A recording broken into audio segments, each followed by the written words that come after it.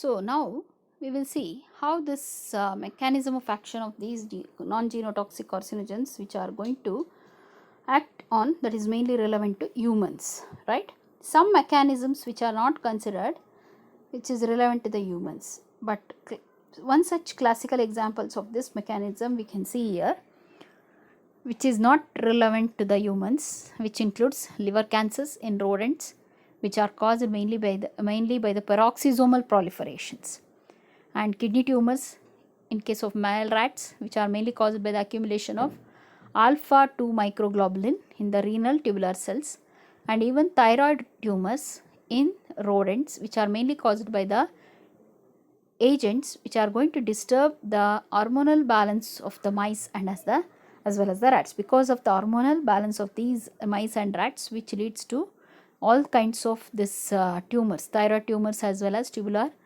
renal tubular cells tumors, so which can be observed, but that this particular things which cannot be observed, which is not relevant to the human beings.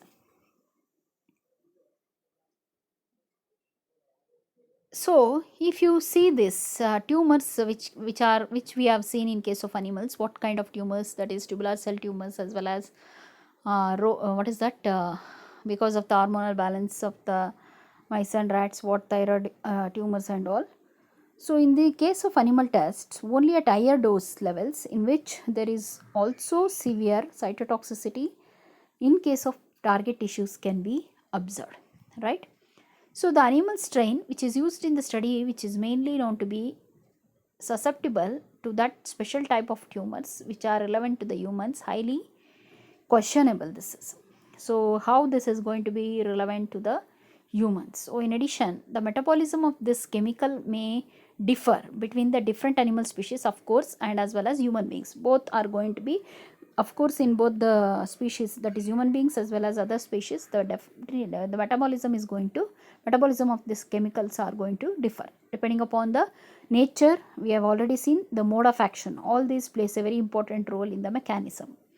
Modulating the sensitivity of different species to the chemical applies also to the genotoxic chemical. So definitely you have to modulate the sensitivity of these different species to the chemical exposure, then only we can consider under genotoxic chemicals, which is going to be discussed in that mechanism. So one such strong example which we can make out here, there is a strong inorganic mists of the sulfuric acid. So you can see here this excess risk of this laryngeal cancer in workers who are exposed to sulfuric acid in the steel industry.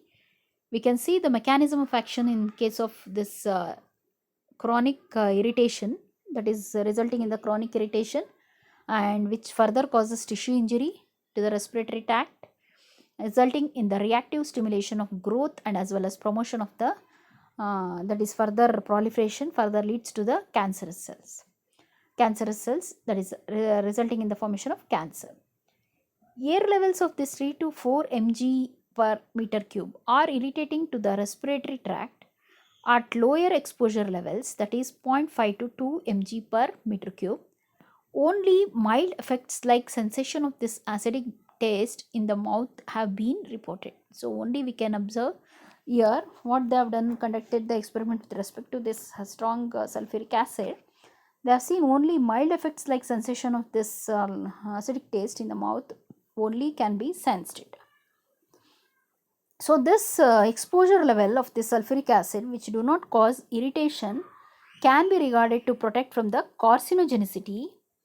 Example, in Finland, that is observed effective level for the sulfuric acid was 2.2 mg per meter cube. Just you imagine 0.2 mg per meter cube per 8 hours of exposure, that is the frequency, and 1 mg per meter cube, that is for 15 minutes per 15 minutes.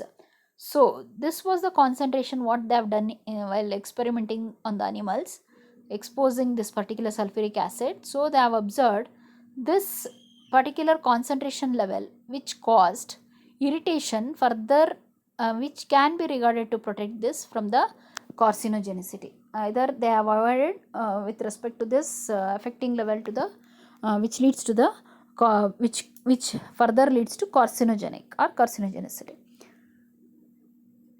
So with Coming for the next toxic compound, that is formaldehyde. This is a weak genotoxic agent, but it is local carcinogenic potential, which is considered to be mediated mainly via the mechanism involving chronic injury and as well as regeneration. See, so chronic injury, we have already discussed subchronic toxicity, chronic toxicity, as well as acute toxicity and subacute. So how you are going to understand with respect to this mechanism? So it mainly mediates with respect to involving the mechanism with the chronic injury and regeneration of this particular injury back. So this how the formaldehyde is going to act with respect to the genotoxic agent. So it is a weak genotoxic agent at the genetic level. Coming for the next topic, that is cytotoxicity. What it explains? First of all, what do you mean by cytotoxicity? This is nothing but the ability of a certain chemicals or the mediator cells which are going to destroy the living cells. Mainly it is caused by chemical stimuli, that is includes drugs, cosmetics, other substances, as well as second which coming to the second point, that is exposure to the other cells, that is NK cells, right, and as well as T cells. And physical or the environmental conditions, that is with respect to the radiation exposures or even temperature or even extreme level of pressures and extremes condition you can make out with respect to the environmental conditions. So this cytotoxicity, which can also lead to healthy living cells to three potential cellular fates. Which are those fates which we can observe here? Necrosis, that is through the accidental cell death, where necrosis is nothing but rapid loss of the membrane integrity and as well as cell lysis. Apoptosis can also happen, that is programmed cell death, that is nothing but slower, it is going to slower as well as more orderly, and it is going to involve in genetic controlled. And cytostasis, that is nothing but decrease in the cell viability, where the cells which are going to remain alive but fail to actively grow and divide. These are the three potential cellular fates which we can see in case of cytotoxicity. So these three potential cellular fates which can happen because of the cytotoxic drugs.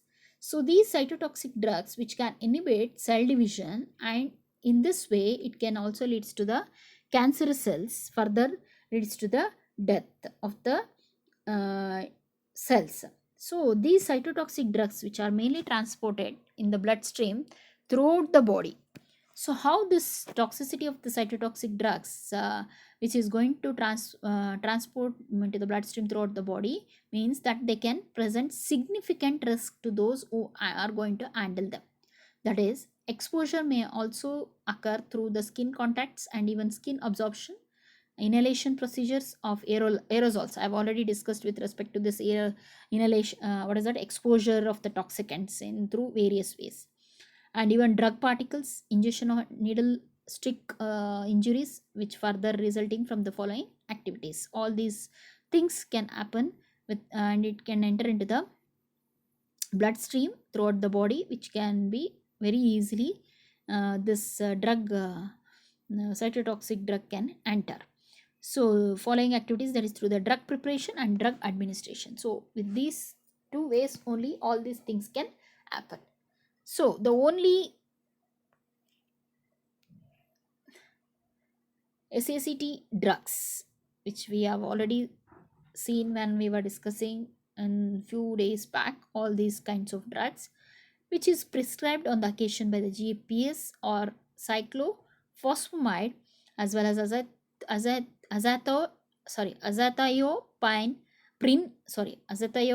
and methotrexate, and as well as mercapturine and hydroxyurea.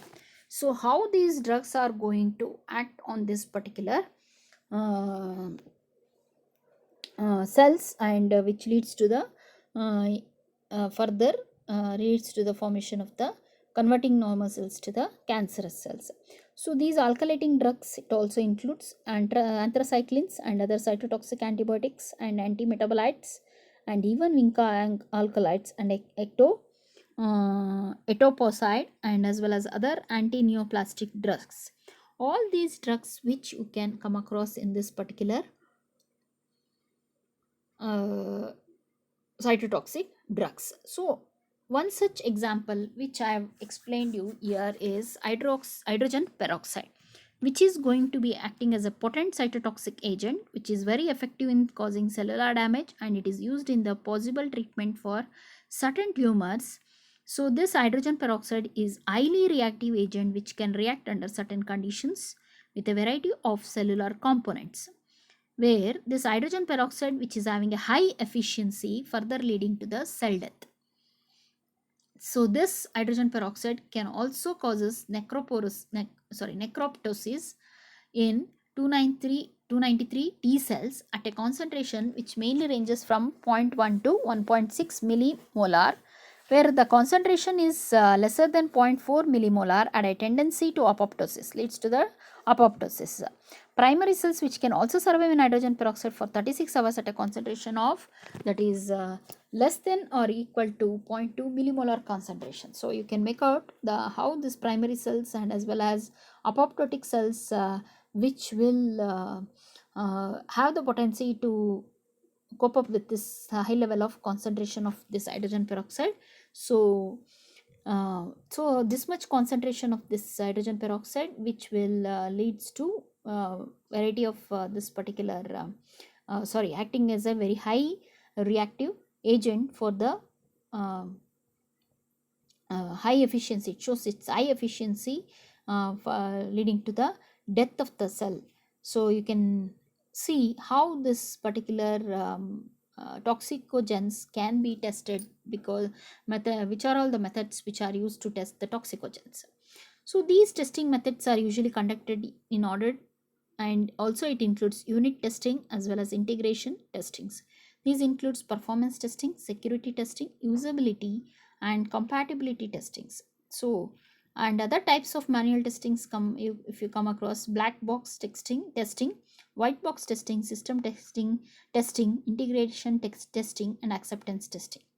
So one such standard procedure they have used it, which defines the process which can be used to design, coordinate and as well as to analyze an interlaboratory testing program and a specific test procedure. So this standard test procedure, which usually used to determine precision statement for the testing procedure involved with the interlaboratory testing programs.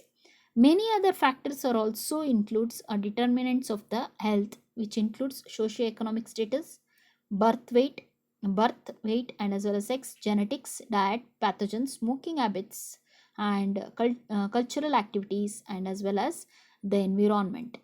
These are all the major factors which also determines with respect to this toxic level.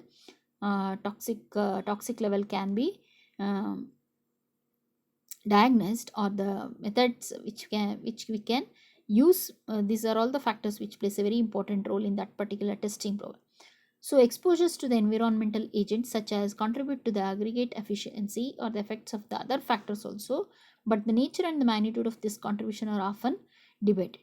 So the results of this toxicity testing can help to clarify risk in order to health posed by the environmental exposures, and also it provides support for the effective risk management decisions.